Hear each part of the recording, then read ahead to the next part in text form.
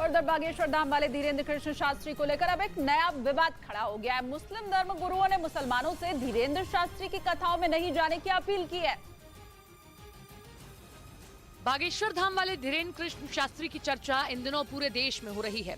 पंडित धीरेन्द्र शास्त्री के कई बयान पूरे देश में वायरल हो रहे हैं, लेकिन इसी बीच मुस्लिम समाज उनके विरोध में खड़ा हो गया है।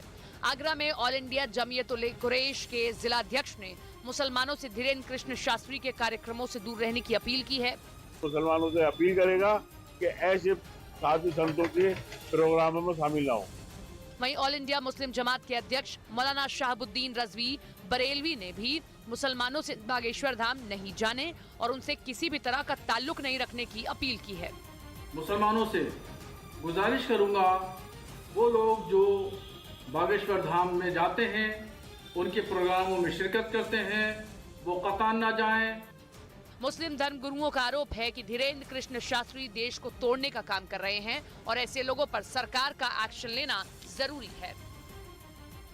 खबर है कि अफगानिस्तान की सत्ता पर काबिज तालिबान अमेरिकी मिलिट्री बेस का इस्तेमाल स्पेशल इकोनॉमिक जोन के तौर पर करेंगे।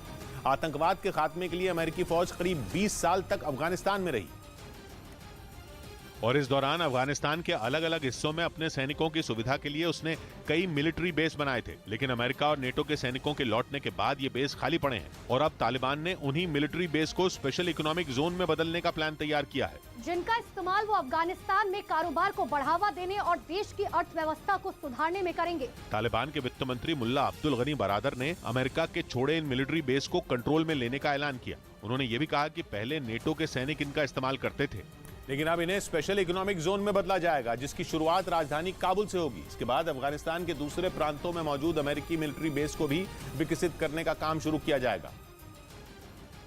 यानी तालिबान अफगानिस्तान में कारोबार को बढ़ावा देने के प्लान पर आगे बढ़ रहे हैं और उसी प्लान के तहत उन्होंने जनवरी में उत्तरी अफगानिस्तान में तेल की खुदाई के लिए एक चीनी कंपनी के साथ डील की थी। माना जाता है कि अफगानिस्तान में नेचुरल गैस, कॉपर, कोबाल्ट, सोने और लिथियम के बड़े भंडार मौजूद हैं, जिनके दम पर अफगानिस्तान की काया पलट सकती है। लेकिन करीब 50 साल तक अलग अलग जंग में उलझे रहने की वजह से इनका पता नहीं लगाया जा सका। लेकिन अब तालिबान के साथ कई देशों की नजर इन पर टिकी है और माना जा रहा है कि आने वाले कुछ महीनों में तालिबान इन खनिजों को निकालने के लिए कई देशों के साथ बड़े करार कर सकते हैं।